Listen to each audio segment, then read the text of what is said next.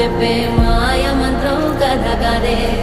చంటోళ్లను భయపెట్టే భూచోడి కథ కదే తాత ముత్తాతమ్మల భూతాల కథ కదే